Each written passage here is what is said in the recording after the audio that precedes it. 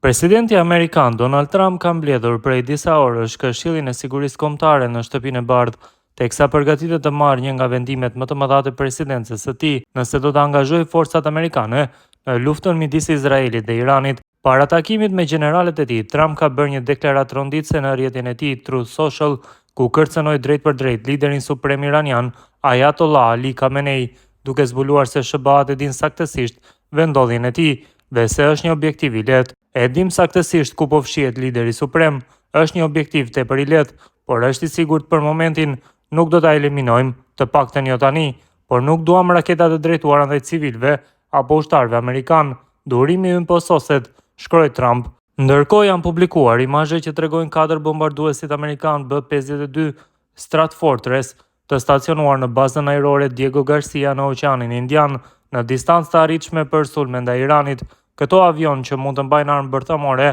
ose bomba me precizion të lartë, mbërritën në bazë që në mesin e majit, sipas imazheve satelitore të siguruara nga Planet Labs. Përveç bombarduesve B-52 në Diego Garcia, ndodhen gjithashtu një avion transportues C-17 Globemaster III dhe 6 aeroplan që besohet të jenë KC-135, të aftë për furnizim me karburant në ajër, një shenjë se SBA-t po mbajnë në gatishmëri një kapacitet të konsiderueshëm ushtarak në rajon. Trump ndërkohë është rikthyer në Washington me nxitim, duke ndërprerë pjesëmarrje në samitin e G7 në Kanada, gjë që ka rritur spekulimet për një përshkallëzim të luftës dhe përfshirje direkte të SBA-ve në konfliktin Izrael-Iran. Deri tani ai nuk ka marrë vendim për të ndërmarrë sulme direkte kundër Iranit, por ka ofruar mbështetje mbrojtëse për Izraelin gjatë fushatës 5 ditore të bombardimeve. Situata mbetet jashtëzakonisht e tensionuar në lindjen e mesme dhe çdo vendim i arshëm nga Washingtoni mund të ndryshojë rrjedhën e konfliktit